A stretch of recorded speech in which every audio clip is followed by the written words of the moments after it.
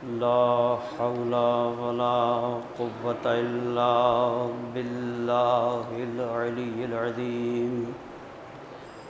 أعوذ بالله من الشيطان اللعين الرجيم.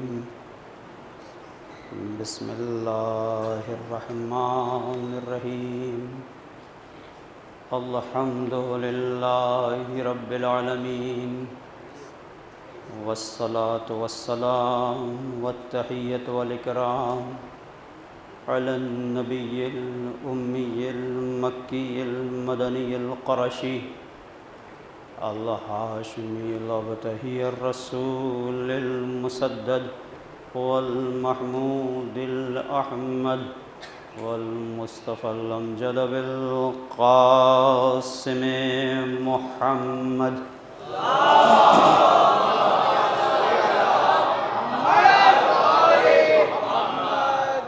وعلى آله الطيبين الطاهرين المعصومين المظلومين، لا سيما بقية الله الأعظم في الأرضين، ولعنة الله على أعدائهم أجمعين من ليلنا هذا إلى قيام يوم الدين. أما بعد، فقد قال الله الحكيم في كتابه الكريم. بسم الله الرحمن الرحيم.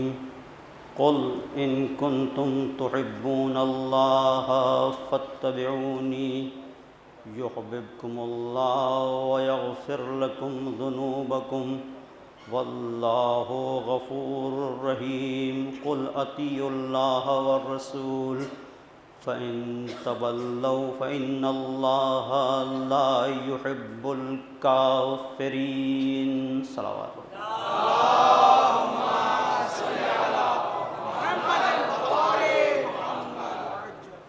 سورہ آل عمران کی 31 اور 32 نمبر کی آیت، 31 اور 32 نمبر کی آیت، ارشاد ہو رہا ہے میرے حبیب ان سے کہہ دیجئے اگر تم اللہ سے محبت رکھتے ہو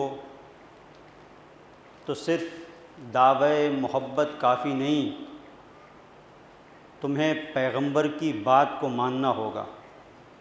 فاتبعونی، میرا اتباع کرو، اور اگر تم ایسا کرو گے تو پروردگار بھی تم سے محبت کرے گا. ایک منزل بندے کی محبت کی ہے اور ایک منزل خالق کی محبت کی ہے. پروردگار کب محبت کرے گا؟ قرآن کی آیت ہے، کوئی حدیث نہیں ہے، اور واضح طور پر قرآن بالکل 2-2-4 والی بات کر رہا ہے. ہو سکتا ہے تم اللہ سے محبت کرتے ہو، لیکن اللہ نے اپنی محبت کے لیے کہ میں بھی اپنے بندے سے محبت کروں شرط رکھی ہے. تمہاری محبت تمہارے لیے قیمتی ہو سکتی ہے، لیکن جواب میں اللہ کی جانب سے محبت اس وقت ہوگی جب تم اس کے رسول کی پیروی کرو گے. دیکھیے کتنی اس دنیا میں یہ عجیب داستان محبت کی اگر اٹھا کے آپ تاریخ دیکھیں، کتنے لوگوں کو ناکامیاں لگی ہیں. محبت، ایک طرفہ محبت، سب کچھ کرتا ہے انسان، لیکن اگر ایک طرفہ محبت ہے تو سوائے مایوسی کے کچھ نہیں ملتا. عام دنیا میں اگر ایک طرفہ محبت ہو جائے تو انسان کی زندگی مصیبت بن جاتی ہے. تو اگر خدا سے ایک طرفہ محبت ہو،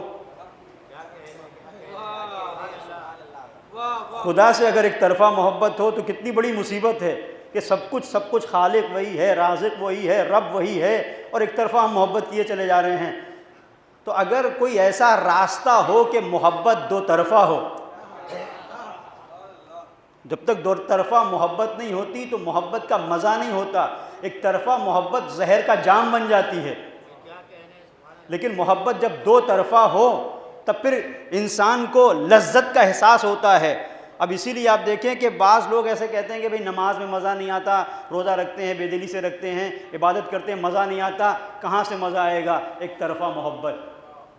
جہاں محبت دو طرفہ ہوتی ہے، نماز کی حالت میں تیر نکال لیا جاتا ہے، پتہ نہیں چلتا۔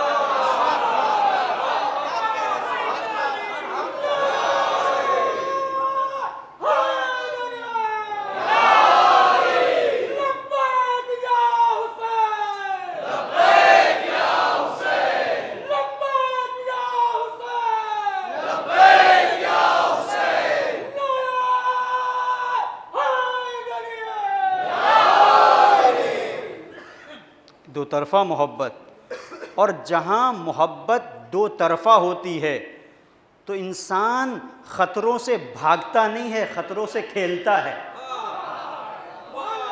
ایک طرفہ محبت ہوگی تو مزہ نہیں آتا، کسی کے لیے کیوں ٹینشن لے، کیوں چیلنج کو برداشت کرے ہیں؟ آپ ایک طرفہ اگر محبت ہے، آپ دیکھیں ایک طرفہ محبت ہے تو وہ چیز نہیں آتی، لیکن جہاں دو طرفہ محبت ہے اسے محبت کا رپلائی بھی مل رہا ہے تو اب وہ خطروں سے کھیلتا ہے۔ بہت توجہ کیجئے گا، ایک طرفہ محبت ہے، انسان کسی سے محبت کرتا ہے، ہاں ایک کہاں تک چلے گی، جب ادھر سے رپلائی نہیں آتا تو وہ بھی سست پڑ جاتا ہے کہ ٹھیک ہے ہمیں محبت ہے، ادھر سے کوئی جواب نہیں آ رہا ہے، لیکن جب ادھر سے جواب آتا ہے تو عزیزوں پیاس، بھوک، مصیبتیں، مصائب، آلام، جتنی مصیبت پڑے، ایک طرفہ محبت ہوگی تو آپ جتنی رکاوٹیں لے کے آئیں گے پھر وہ محبت ایک جگہ پہ جا کے دم توڑ دے گی۔ لیکن جہاں دو طرفہ محبت ہو، رکاوٹیں بڑھتی جائیں گی، محبت میں اضافہ ہوتا چلا جائے گا۔ اب اس پوری کائنات میں مختلف ایسے لوگ ہوں گے، بہت سارے ایسے افراد ہوں گے جن کا دعویٰ ہوگا کہ ہمیں خدا سے محبت ہے، اور محبت اس طرح سے ہے کہ ہمیں بھی محبت ہے اور خدا بھی ہم کو چاہتا ہے، دو طرفہ محبت۔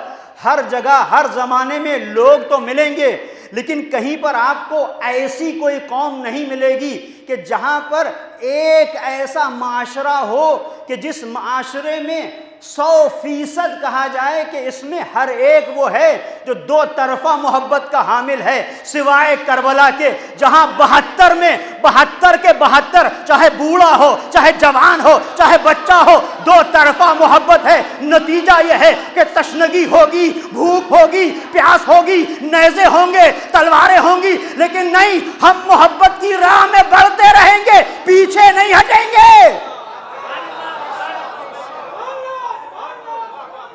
صلوات پڑھ دے محمد اور آل محمد پر۔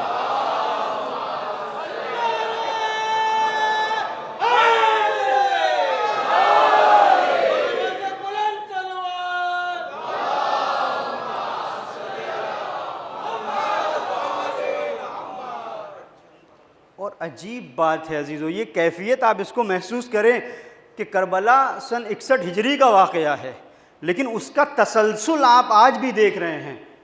آج بھی جن لوگوں کے دلوں میں محبت حسین ہے تو انداز وہی ہے جو کربلا میں اصحاب حسینی کا تھا، چونکہ انہی کے پیچھے چل رہے ہیں۔ اور آپ دیکھیں نتیجہ کیا ہے، کیا یہ کربلا کے اصحاب شہید ہونے سے ختم ہو گئے؟ ان کا ذکر مٹ گیا، ان کا تذکرہ نہیں ہے؟ نہیں عزیزوں، یہ ذکر کربلا بتا رہا ہے مارنے والے تاریخ کے قبرستان میں دفن ہو گئے، ان کا نام و نشان نہیں۔ یہ پہلا ایسا تاریخ کا واقعہ ہے کہ مرنے والے آج بھی زندہ ہیں اور مارنے والے ختم ہو گئے، اس لیے کہ وہ جو مرے انہوں نے اپنے مقصد کو باقی رکھا۔ اور یہاں سے ایک نیا فلسفہ حیات سامنے آتا ہے، تم مر جاؤ، مقصد اگر زندہ رہے تو تم زندہ ہو۔ یہی تو ہم اس سپر پاور کے احمق حاکم کو سمجھانا چاہتے ہیں کہ دیکھ ہمارے پیچھے بیک گراؤنڈ میں کربلا ہے، ہمیں دھمکانا نہیں، اگر ہمیں مرنا ہوتا تو کربلا میں مر چکے ہوتے۔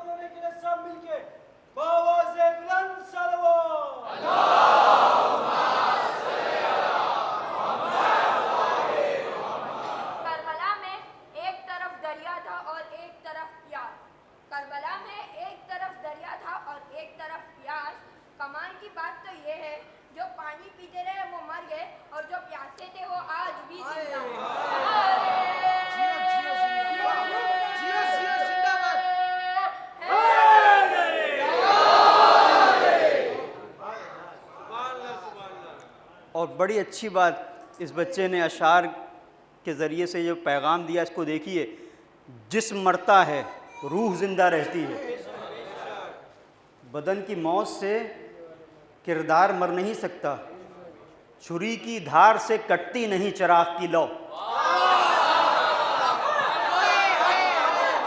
چھری کی دھار سے کٹتی نہیں چراغ کی لو، بدن کی موت سے کردار مر نہیں سکتا۔ اور یہ جو شہدائے کربلا ہیں، یہ پیاسے ضرور رہے لیکن انہوں نے تشنہ روحوں کو اپنی تشنگی سے سیراب کیا، اور آج تک یہ پیاسی انسانیت، جو معنویت کی پیاسی انسانیت ہے، انہی شہدائے کربلا کے صدقے میں سیراب ہو رہی ہے۔ اور عزیزو، یہاں پر ایک جملہ کہوں آپ کے پیش نظر، آج کے حالات ہیں یہ جو ہم آج دنیا میں دیکھ رہے ہیں، دنیا سمجھ رہی ہے، یہ ظاہر طور پر دیکھ رہے ہیں، مثلا جو آج دو ممالک کی جنگ ہے کہ فلاں جگہ پر یہ ایرانی ہیں اس لیے، نہیں، ایرانی تو اس سے پہلے بھی بہت آئے، رستم، سہراب، یہ سب ایرانی تھے، اور بڑے بڑے ایسے افراد، یہ ایرانی نہیں، یہ حسینی ہے اس لیے زندہ ہے۔ اور دوسری بات، ہم بھی ان کا ساتھ اس لیے نہیں دے رہے ہیں کہ ایرانی ہیں، ورنہ ہم کل بھی ان کے ساتھ نہیں تھے، تو جو ایرانی ہیں ان سے ہمارا کیا لینا دینا؟ مسئلہ یہ ہے کہ وہ حسینی ہیں، چونکہ خیمہ حسینی میں ہیں، ہمارے اپنے ہیں، کہیں پر رہیں، اور اسی خیمہ حسینی میں ہونے کی بنیاد کے اوپر تمام تر پابندیوں کے باوجود، تمام تر چیلنجز کے باوجود، تمام تر دنیا کے حملوں کے باوجود یہ دکھا رہے ہیں کہ دیکھو، جب تم 72 کا مقابلہ نہ کر سکے، انہیں محصور کر کے، پانی بند کر کے، چاروں طرف سے گھیر کے انہیں نہ مار سکے، تو ان کربلا والوں کو کہاں سے مارو گے جو سر سے کفن باندھ کے نکل آئے ہیں کہ اگر ہم آگے بڑھیں گے تو عشق حسینی کے جذبے کے ساتھ آگے بڑھیں گے۔ اب مقابل میں چاہے کتنا بڑی طاقت ہمارے سامنے کیوں نہ ہو، اس لیے کہ حسین اپنے دور کی سب سے بڑی طاقت یعنی یزید سے ٹکرا گئے، اور حسین نے یہ درس دیا کہ ہر زمانے میں اپنے دور کے یزید کو للکارنا یہ تمہاری پہچان ہے۔ اب دنیا خاموش رہے یہ اس کا کام ہے، لیکن ہم نے جب لا الہ کہا تو اس طرح سے کہا جیسے حسین نے کہا۔ بہت سارے لوگ تھے جو لا الہ کہہ رہے تھے، صحابی بھی تھے، مفسرین بھی تھے، مؤرخین بھی تھے، رسول کے ساتھ بیٹھنے والے بھی تھے، ان کے لا الہ میں اور حسین کے لا الہ میں جو فرق تھا وہی یہاں پر ہے۔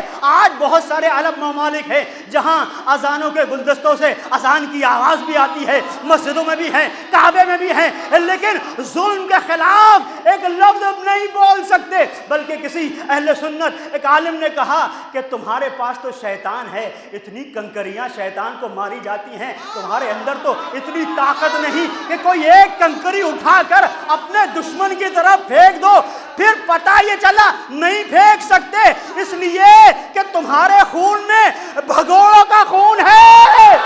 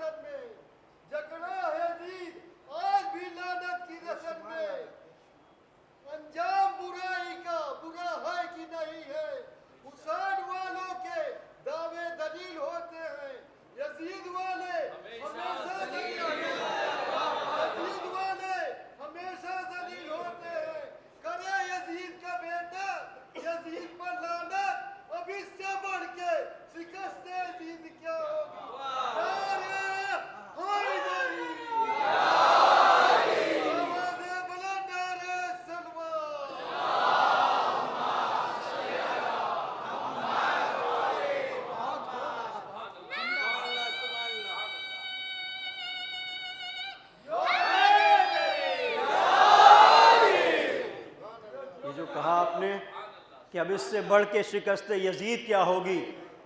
یزید کی سب سے بڑی مشکل ہی یہی تھی کہ سوچ رہا تھا سر کاٹ لیا تو ہم جیت گئے، سر کاٹ لیا تو ہم جیت گئے، حسین کو اگر ہم نے پامال سم اسپا کر دیا تو ہم جیت گئے۔ تو یہ تو وقت ہے جو گزرے گا اور بتائے گا کون جیتا اور کون ہارا۔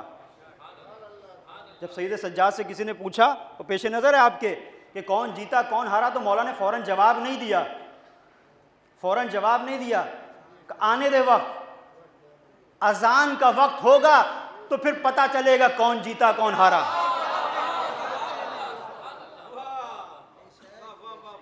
اذان کا وقت بتائے گا۔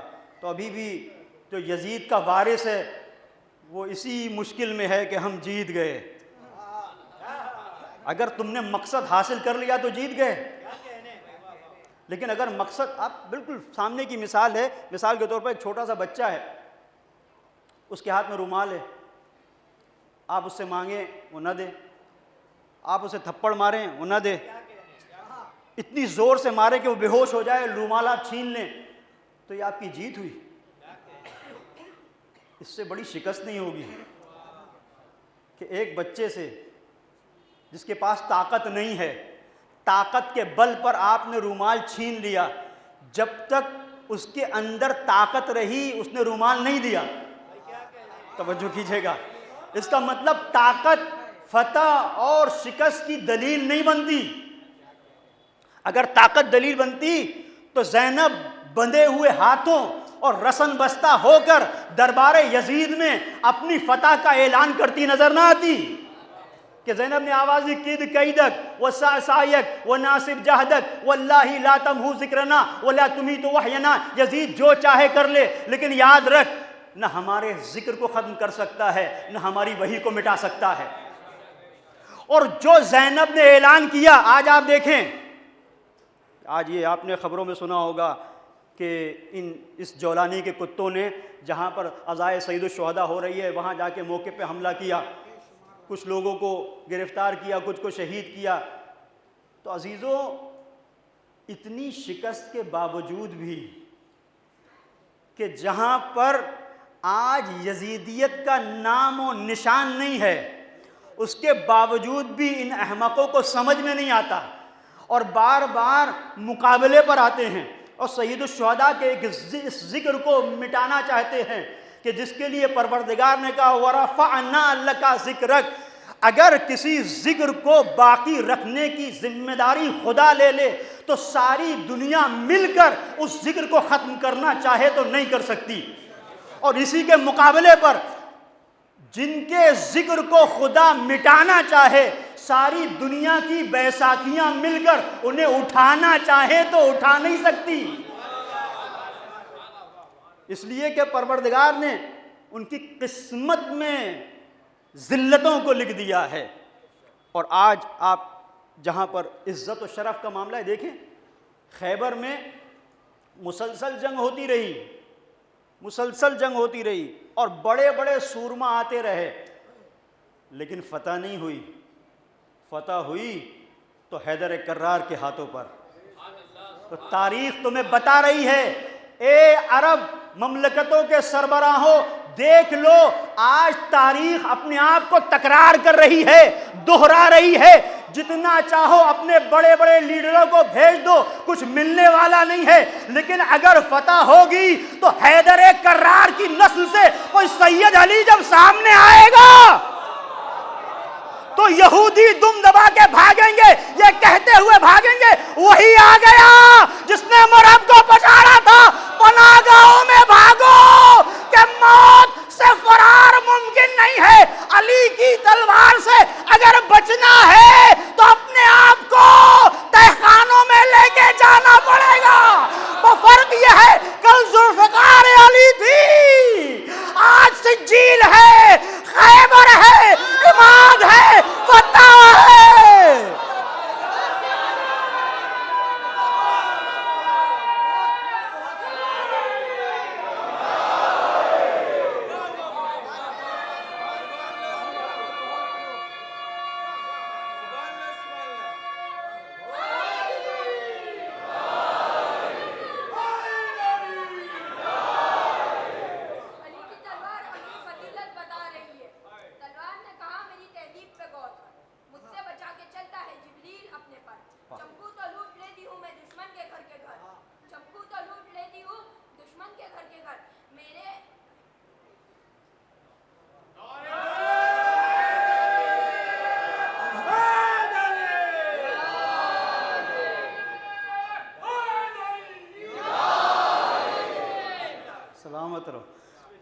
آج ہمارے سامنے ایک بار پھر ہے محبت حسین اور دفاع حق۔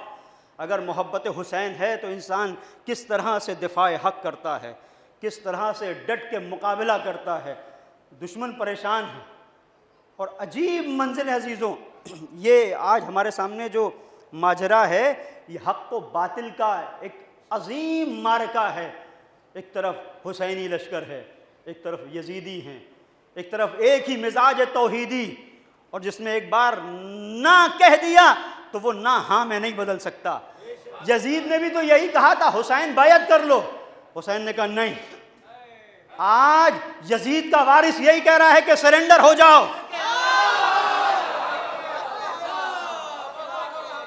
اور حسینی مزاج رکھنے والا کہہ رہا ہے کسی اور سے بات کرنا، ہمارے مزاج میں سرنڈر ہونا نہیں ہے۔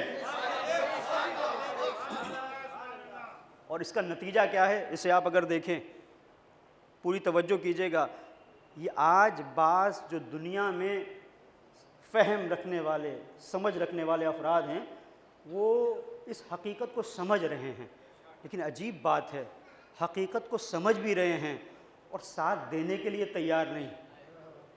تو یہ اپنی تاریخ کا پتہ دے رہے ہیں۔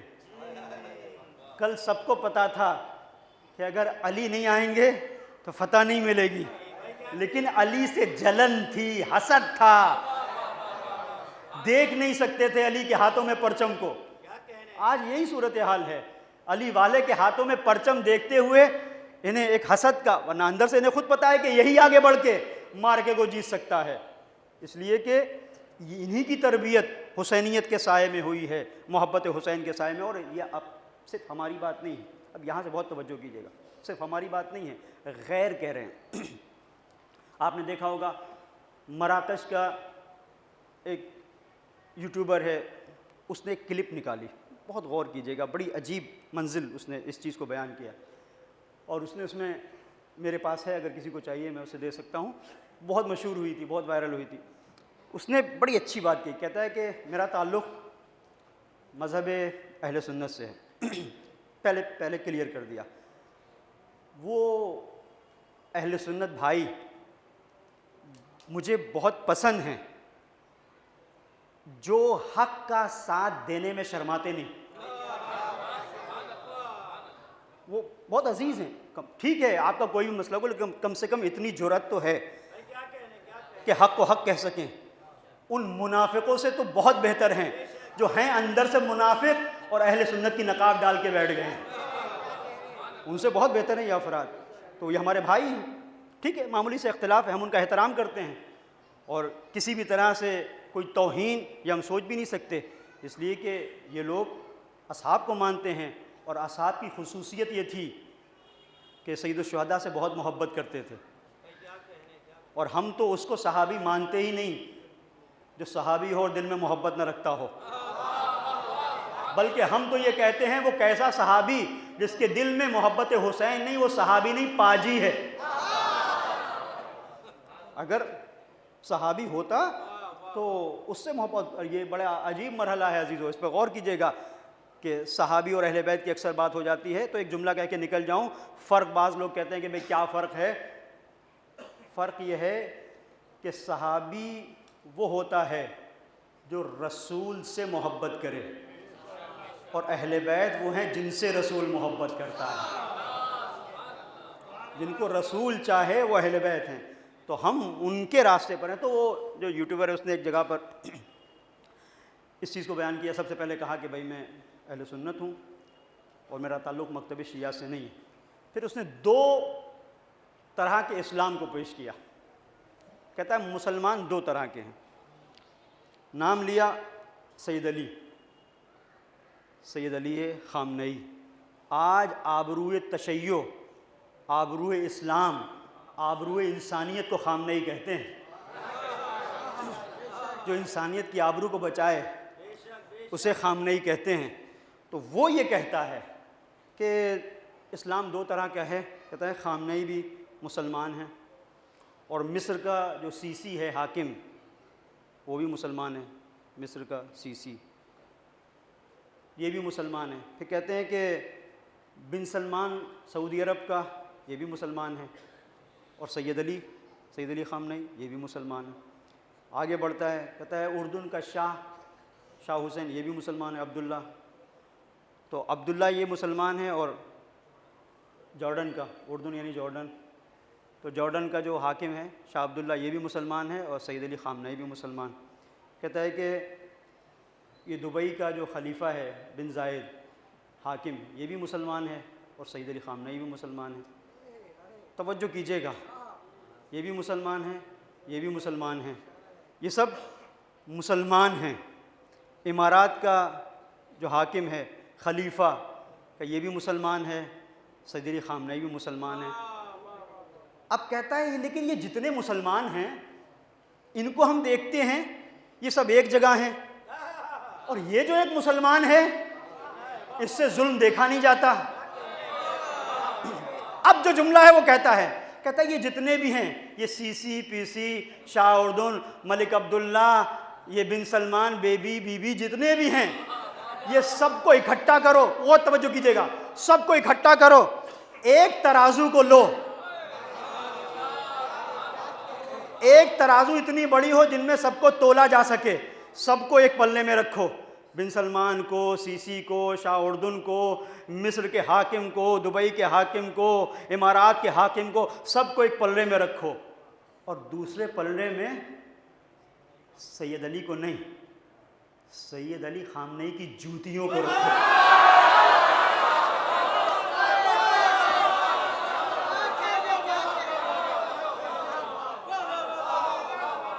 کرے خدا کی قسم اگر تولو گے تو سید علی خامنئی کی جوتیوں کا وزن زیادہ ہوگا۔ تو عزیزو 1400 سال بعد جس کی جوتیوں میں اتنا وزن ہے اس زہرا کی روٹیوں کا وزن کیا ہوگا؟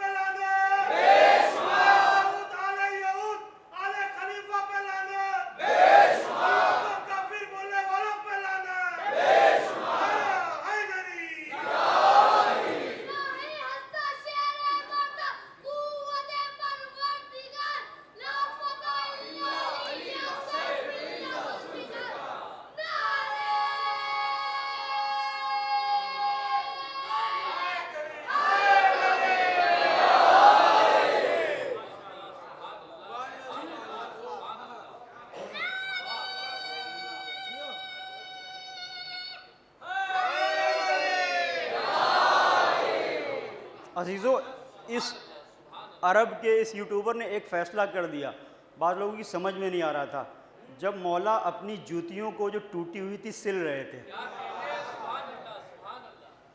ٹوٹی ہوئی جوتیاں سل رہے تھے، تو کسی نے کہا مولا یہ کیا، یہ ٹوٹی ہوئی جوتیاں ہیں، کیا انہیں آپ سی رہے ہیں، اپنے ہاتھوں سے سی رہے ہیں؟ نہیں لے لیں۔ پوچھا، قمبر کا نام آتا ہے، قمبر اس جوتیوں کی قیمت کیا ہے تمہیں پتہ ہے؟ کہ مولا کیا، اس کی کوئی قیمت نہیں ہوگی، کون اسے خریدے گا؟ تو آواز دی تھی میرے مولا نے 1400 سال پہلے کہ خدا کی قسم تمہاری یہ خلافت علی کی جوتیوں کے برابر نہیں۔ وہ علی نے کہا تھا، آج خود ان کے نظریے کے ماننے والے کہہ رہے ہیں جس علی کے فرزند کی جوتیوں میں اتنی طاقت ہو کہ سارے عرب حکمرانوں کو اپنے وزن سے تول دے، سوچو اس علی کی جوتیوں کی عظمت کیا ہوگی۔ یہاں سے واضح ہوتا ہے علی نے عملی طور پر یہ چیز ثابت ہوئی، عملی طور پر، یہ دعویٰ نہیں ہے کہ بس ایسے ہی جوش میں علی نے ایک جملہ کہہ دیا تھا، علی کو انتظار تھا، آج نہیں کل خود تم کہو گے۔ علی کی جوتیوں کی بات تو بہت دور ہے، یہ تو اس کی جوتیاں ہیں جو علی کی جوتیوں کے نیچے رہنے پہ فخر کرتا ہے، جو کہتا ہے میرا سارا افتخار یہی ہے کہ میں علی کی جوتیوں کے نیچے ہوں، کہ میرے اوپر نگین نالین علی ہے، جس کا افتخار یہ ہے۔ عزیزو یہ بہت اہم مرحلہ ہے. بس توجہ کیجیے گا، محبت حسین اور دفاع حق، یہ دفاع حق محبت حسین کی بنیاد کے اوپر. جہاں جہاں یہ محبت ہے یہ اپنے وجود کے اندر ایک انقلاب بپا کر دیتی ہے، جہاں پر بھی یہ محبت حسین ہے. اور پھر اس کا کمال یہ ہے کہ دو طرفہ محبت، ابتدا سے میں نے عرض کیا یہ دو طرفہ محبت، کہ جہاں پر عشق، جہاں پر ایک لگن، جب دو طرفہ محبت ہوتی ہے تو انسان کو قربانی دینے میں مزہ آتا ہے. ایک طرفہ محبت پہ انسان قربانی نہیں دیتا، دکھاوے کے لیے ہو سکتا ہے دکھاوا کرے، قربانی نہیں دے گا. ایسے بہت سارے لوگ تھے جو دکھاوا تو بہت کر رہے تھے کہ ہم رسول کے ساتھ ہیں، لیکن حقیقت میں قربانی دینے والی جو ذات تھی، جتنے بھی آپ تلاش کریں، یا ذات علی ابن ابی طالب یا علی کی آغوش کے پروردہ نسل زہرا، اسی نے قربانی دی ہے، نسل ابی طالب انہی نے قربانی دی ہے. اور عجیب، یہ دنیا کا عجیب فلسفہ ہے کہ آپ تاریخ قربانیوں کی اٹھا کے دیکھیں، جس نے جتنی زیادہ قربانیاں دی ہیں اسی کو مسلمانوں نے نشانہ بنایا. سب سے زیادہ قربانی دینے والی ذات اسلام کے لیے نام ہے ابو طالب. مسلمانوں نے کہا کافر اس ابو طالب کو کہ جس نے قربانیاں دی. آج بھی اسلام کے لیے، قبلہ اول کے لیے سب سے زیادہ قربانی دینے والی قوم کا نام ہے شیعہ. مسلمان کہتے ہیں کافر. بعض لوگ اس پر کہتے ہیں کہ یہ کیسا معاملہ ہے، ہم کہتے ہیں کہ اس پہ خوش ہونا چاہیے. 1400 سال بعد صحیح دنیا سمجھی تو ہمارا اور ابو طالب کا مذہب ایک ہے.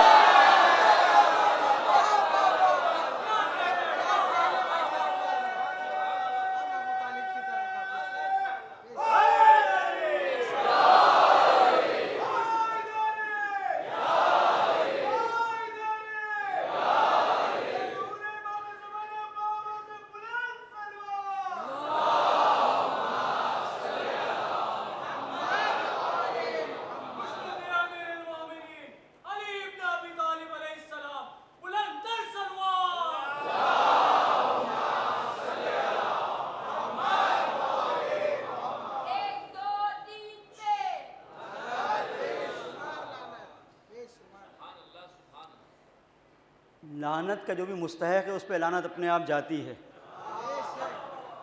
چاہے آپ 10 15 اور 16 کہیں تب بھی لعنت وہیں جائے گی جہاں پہنچنا ہے.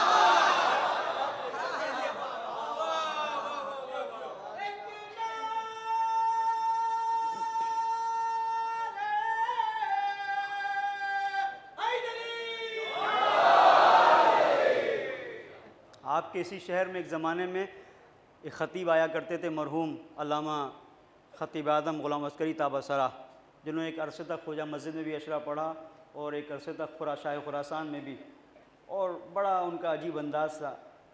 اس سے مجھے یاد آیا، کسی نے ان سے پوچھا مولانا یہ بتائیے کہ یزید پہ لعنت کی جا سکتی ہے کہ نہیں؟ ہیں بہت سارے لوگ، یزید پہ لعنت کی جا سکتی ہے کہ نہیں؟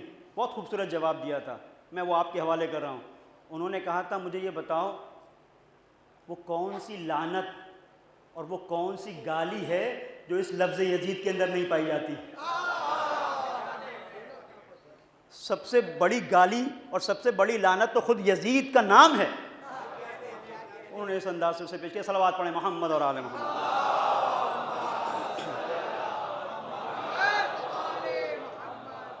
دفاع حق اور محبت حسین، یہ محبت حسین انسان کے وجود کے اندر شعور پیدا کرتی ہے کہ حق کی ڈگر پر جمے رہو جیسے حسینی جمے رہے. یہ شعور پیدا کرتی ہے، پابندیاں ہوں، محاصرہ ہو، بھوک اور پیاس ہو، ڈٹے رہو. یہ محبت انسان کو حقیقت میں زندگی کے مزے سے، زندگی کی لذت سے آشنا کرتی ہے، اور اسے آپ آج اس دور میں دیکھ سکتے ہیں. میں نے کل جہاں پر سلسلہ گفتگو کو چھوڑا تھا، کوفے کے حالات میں آپ کی خدمت میں بیان کر رہا تھا کہ جہاں میں نے آپ کی خدمت میں عرض کیا یہ ایک حساس مرحلہ ہے، سنجیدہ گفتگو ہے، توجہ کیجیے گا، کہ جہاں میں نے عرض کیا کہ جناب مسلم ابن عقیل کے جن کے ہاتھوں پر 18,000 سے 40,000 لوگوں نے بیعت کی، کیسے تنہا ہو گئے؟ تو میں نے ایک بات آپ کی خدمت میں بیان کی تھی کہ جاسوس اپنے لوگ ملے ہوئے تھے، اور بعض وہ افراد تھے جو سمجھ نہیں سکے کہ ابن زیاد کا جاسوس معقل آتا تھا، اٹھتا تھا، بیٹھتا تھا، اور اس نے بھید لگا کر پتہ بتا کر جناب مسلم کا ابن زیاد تک بتا دیا کہ جناب مسلم کہاں پر ہیں، اور مسلم تنہا ہو گئے۔ اور یہاں سے میں جوانوں کے لیے بریکٹ میں ایک پیغام، پوری توجہ کیجیے گا، مسلم تنہا ضرور ہوئے لیکن مسلم نے دین کو تنہا نہیں چھوڑا۔ مسلم تنہا ضرور ہوئے، مسلم کے اوپر یلغار تھی، نیزے تھے، تلواریں تھیں، دہکتے ہوئے انگارے تھے، بھوک تھی، پیاس تھی۔ آج عزیزوں یہ تشیع اس کی کیفیت ایسے ہی ہے، ہر طرف سے ہمارے پر یلغار ہے، کلچرل وار کا ہم شکار ہیں، ہمارے عقائد پر حملے ہو رہے ہیں، ہماری فکر پر حملے ہو رہے ہیں۔ ایسے میں ہر ایک شیعہ نوجوان کے لیے ضروری ہے کہ اپنی ذات کو جناب مسلم کے آئینے میں دیکھے کہ وہ کیا کر رہا ہے۔ جناب مسلم نے ہر حملے کو برداشت کیا لیکن سمجھوتے کے لیے تیار نہیں ہوئے۔ کہیں پر بھی جناب مسلم نے مدد نہیں مانگی، کہیں پر بھی گلہ نہیں کیا، کہیں پر بھی شکوہ نہیں کیا۔ آج ہمارے ہاں ایک مصیبت یہ ہو گئی ہے کہ بعض جگہوں پر مجالس میں کہ بھئی وہ مجالس کا پہلے تو انداز الگ تھا، اب ان مجلسوں میں کیا ملتا ہے، کہاں جائیں گے۔ عزیزوں جناب مسلم اکیلے اور تنہا تھے، لیکن پتہ ہے کہ خیمہ حسینی میں اگر اکیلا مسلم ہے تو اکیلے مسلم کو آگے بڑھتے رہنا ہے، پیچھے نہیں ہٹنا ہے۔ تو عزادارو اگر تم مسلم ہو اور یہ عزاداری امانت سید الشہداء ہے تو اس عزا کو آگے بڑھانا ہے، پیچھے نہیں ہٹنا ہے، مایوسی کا شکار نہیں ہونا ہے۔ ہر زمانے میں، ہر دور میں یہ ریت رہی ہے ظلم کی کہ اس کا انداز بدلا، اس کی رت بدلی، اس کا لب و لہجہ بدلا، لیکن حسینیوں کا مزاج ایک ہی رہا ہے، ایک ہی رہا ہے۔ اگر انکار تھا یزید کے سامنے تو انکار۔ تو عزاداروں بہت توجہ کیجیے گا کہ جناب مسلم کی شخصیت کو دیکھتے ہوئے یہ ایک بہت بڑا پیغام ہے جناب مسلم کے سلسلے سے، جو اگر جوان حاصل کرنے کہ جناب مسلم اکیلے تھے لیکن کوئی کمپرومائز نہیں کیا۔ تو آج بہت سارے لوگ کہتے ہیں کہ بھئی اتنا حملہ، اتنا یہ سب، کمپرومائز کیوں نہیں؟ تو ہمارا تعلق جناب مسلم سے ہے۔ کل مسلم نے ہتھیار ڈال دیے ہوتے تو آج کا مسلم بھی ہتھیار ڈال دیتا۔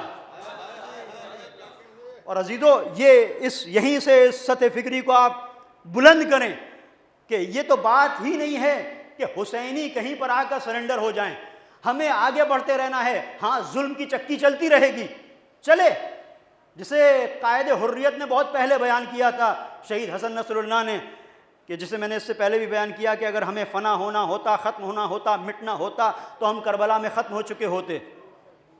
یہ تو عجیب مرحلہ ہے، تم یہ سمجھتے ہو کہ ہمیں شہید کر کے مٹا دو گے، لیکن تاریخ شہادت سے تم نے سبق حاصل نہیں کیا۔ کتنا تم نے ہمیں شہید کیا، ہمارے خون کے گارے سے اپنے محلوں کو بنوایا، ہمارے سروں کی میناریں تم نے قائم کی، سب کچھ ہونے کے باوجود پورے قریوں کو، علاقوں کو رون دیا، سب کچھ تباہ کر دیا۔ لیکن آج بھی جہاں لبیک یا حسین کی صدا کل بلند تھی، آج بھی بلند ہے، بلکہ پہلے سے زیادہ گھن گرج کے ساتھ، وقار کے ساتھ، جوش کے ساتھ۔ جب ہم لبیک یا حسین کہتے ہیں تو تخت یزید لرزنے لگتا ہے، لیکن اس لبیک یا حسین میں کوئی کمی نہیں آتی۔ عزیزو یہ ایک قابل غور مرحلہ ہے، جناب مسلم نے کہیں پر نہیں کہا۔ ہاں اگر خواہش کی تو بس ایک خواہش تھی، میرے مولا تک پیغام پہنچ جائے، میرے مولا تک پیغام۔ اب یہاں سے جو میں نے ایک بات بریکٹ میں عرض کی، اب توجہ کیجیے گا، یہ جو معاملات کوفے کے تھے، جو بھی ہوئے کہ جاسوسوں کے ذریعے سے، جاسوسوں کے نیٹ ورک کے ذریعے سے پتہ لگایا گیا، یہ ایک مرحلہ۔ دوسری چیز جو بہت اہم ہے اور بہت اہم پیغام آج کی مجلس کا، کہ جہاں محبت حسین تھی دلوں میں، محبت حسین تھی تبھی تو حسین کو دعوت دی تھی، لیکن معرفت کی کمی تھی۔ تو اس معرفت کی کمی نے کیا کیا؟ بہت توجہ کیجیے گا، بہت حساس مرحلہ آ گیا۔ اس معرفت کی کمی نے کیا کیا؟ علامہ محمد تقی جعفری رحمۃ اللہ تعالی علیہ بہت خوبصورت اور بڑا حساس جملہ انہوں نے کہا ہے کس معرفت کی کمی نے یہ کیا کہ دل میں جذبہ حسین کی محبت کا تھا، حسین کا انتظار کر رہے تھے، ابن زیاد کی مکاریوں کو سمجھ نہیں سکے۔ اس کی دلیل، جب ابن زیاد کوفے میں داخل ہوا تو اپنے اہل و عیال کے ساتھ آیا، اکیلا نہیں آیا، اکیلا بھی آ سکتا تھا، لیکن اس نے پہلے سے حساب کتاب بنا کے رکھا تھا کہ اس طرح سے جاؤں کہ لوگ سمجھیں کہ حسین آ رہے ہیں۔ عزیزو، گزارش ہے چونکہ بارش ہو رہی ہے، تھوڑا تھوڑا آپ لوگ آگے آ جائیں تو جو باہر لوگ ہیں ان کو آنے میں مشکل نہ ہو۔ ایک صلوات پڑھیں محمد و آل محمد کا۔ ادھر جگہ ہے۔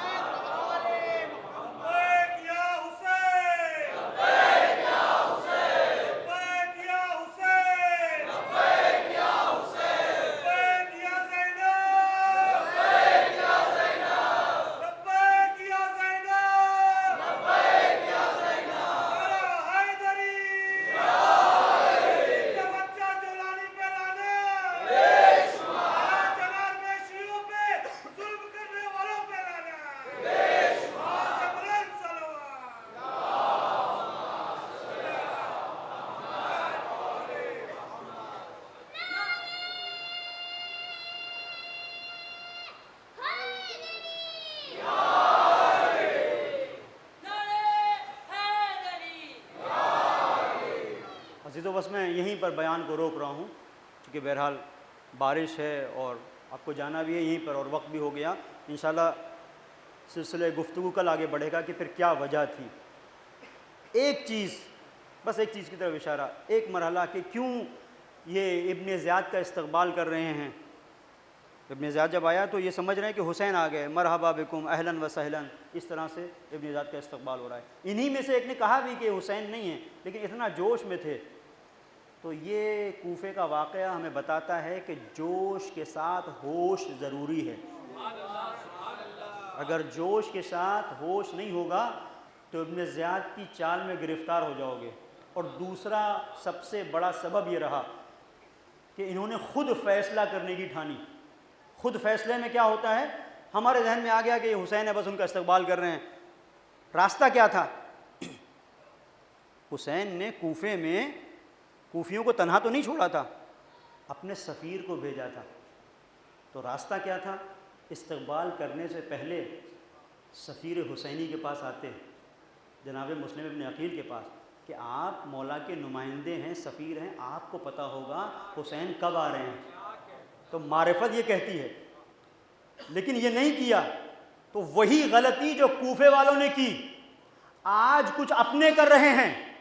جب عصر غیبت میں مولا پردے کے پیچھے جا رہے ہیں تو علماء کو، فقہا کو مولا نے اپنا نمائندہ بنایا۔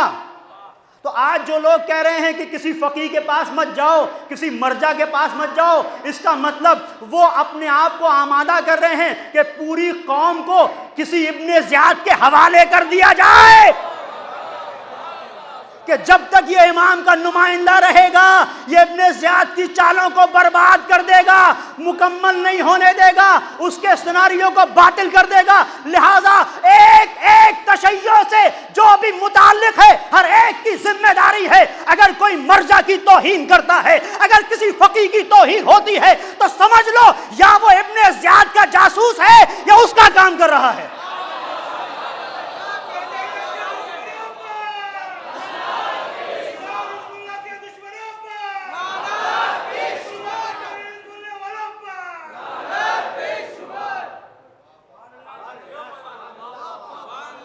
اس دور میں جب کوفے کے لوگوں کے پاس سب کچھ تھا، ساری حدیثیں تھیں، ساری روایات تھیں، سب کچھ تھیں، اس کے بعد فیصلہ کرنے میں غلطی کی، چونکہ سفیر حسینی کی طرف رجوع نہیں کیا۔ تو آج کیا گارنٹی؟ آپ کہتے ہیں روایات سے نتیجہ لے لیں گے، ہمارے پاس قرآن موجود ہے، سنت۔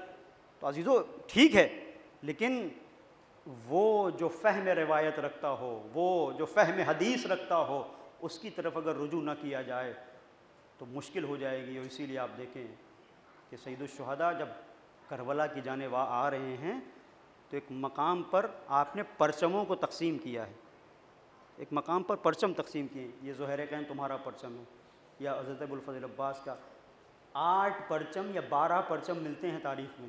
جیسے سید الشہداء نے تقسیم کیا، ایک پرچم گلے سے لگائے ہوئے، سینے سے لگائے ہوئے آگے بڑھ رہے ہیں کسی نے کہا یہ پرچم ہمیں دے دیجئے، کہا نہیں، اس پرچم کو لینے والا آئے گا۔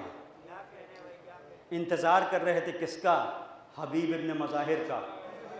آج ہم مرجع کو کیا کہتے ہیں؟ جو مرجع ہیں ہمارے فقیہ۔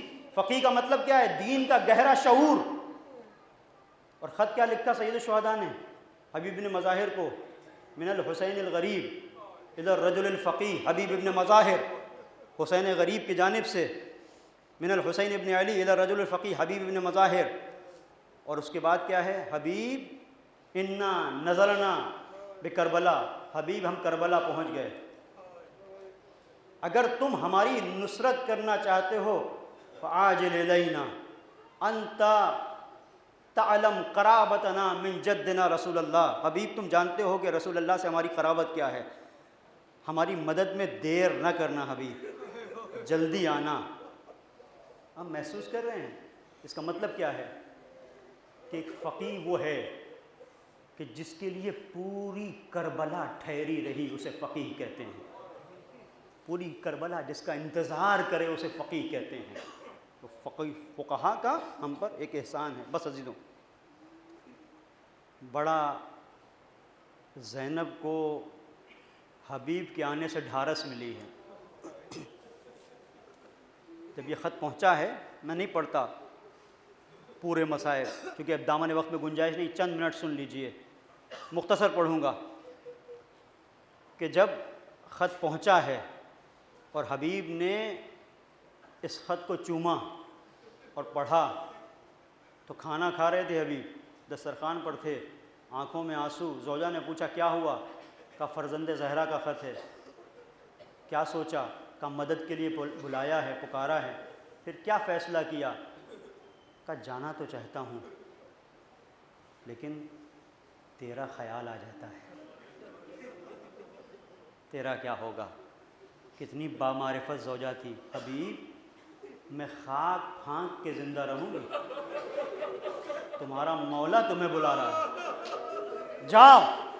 اور عزیزو حبیب جب پہنچے ہیں، جب کربلا میں زمین کربلا پر حبیب پہنچے ہیں، گھوڑوں کے ٹپوں کی آواز آئی ہے تو ایک مرتبہ ایک آواز گونجی شہزادی کی، فضا دیکھ کون آیا ہے۔ ادھر حسین کی آواز، عباس میرا مہمان آ گیا، علی اکبر میرا مہمان آ گیا۔ قاسم دوڑے، علی اکبر دوڑے، اور فضا عجیب انداز ہوگا فضا کا، تڑپ کے آواز دی شہزادی مبارک ہو، حبیب آئے ہیں، حبیب آئے ہیں۔ ایک مرتبہ کہا فضا جا کر حبیب کو میرا سلام کہنا، حبیب کو میرا سلام کہنا۔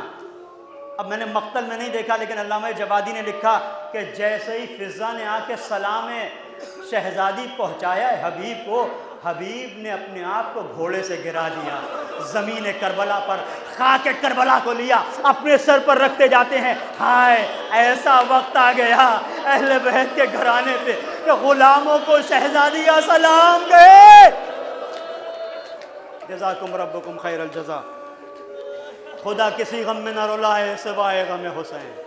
یہ حبیب ابن مظاہر دل زینب کی ڈھارس بن گئے، حبیب دل زینب کی ڈھارس بن گئے۔ اور صرف یہ ایک منزل نہیں، ایک اور آؤ شب عاشور۔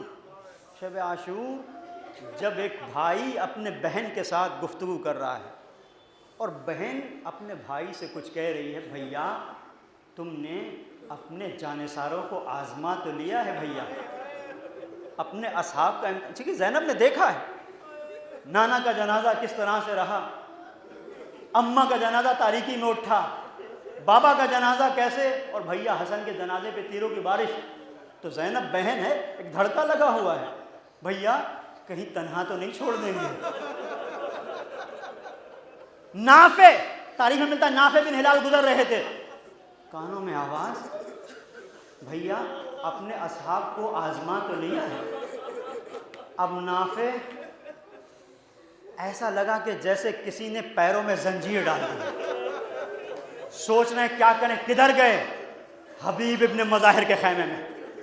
اور ایک مرتبہ باہر جا کے کھڑے ہوئے، تاریخ نے نہیں لکھا لیکن میرا دل کہتا ہے آنکھوں سے آنسو جاری ہوں گے، ہاتھ پیر کانپ رہے ہوں گے، اے حبیب غضب ہو گیا، کیا ہوا؟ شہزادی کو ہماری وفا کا یقین نہیں ہے۔ عزیزو، عجیب خوبصورت منظر کربلا نے نقل کیا۔ ایک مرتبہ حبیب نکلے، اصحاب حسینی کے خیمے میں آئے، برائر نکلو، مسلم ابن اوسجا نکلو، ابو سمامہ سیداوی اسدی باہر آؤ، سعید باہر آؤ، اب یہ بیٹھے رہنے کا وقت نہیں ہے، جان باہر آؤ۔ سب کو لیا، کہنا کیا چاہتے ہیں؟ آئے جناب زینب کبریٰ کے خیمے کے سامنے، ایک مرتبہ شہزادی کو بلایا، حبیب کچھ کہنا چاہتے ہیں، سارے انصار کو ایک ساتھ کھڑا کر دیا، ایک ساتھ کھڑے ہوئے ہیں۔ زینب کیا کہنا چاہتے ہو حبیب؟ اے شہزادی، اے شہزادی، بھئی یہ حبیب آیا ہے، اور ایک مرتبہ اشارہ کیا، جیسے ہی میں کہوں اے اصحاب باوفائے حسینی اپنی تلواروں کو اپنی گردن پر رکھ لینا، ایک مرتبہ اشارہ ہوا، تلواریں گردنوں پہ آ گئی، ہاتھوں کو جوڑا، اے شہزادی سنا ہے ہماری وفا پہ اعتبار نہیں، ایک اشارہ کرے یا گردنیں کٹ کے سراب کے قدموں میں آ جائے۔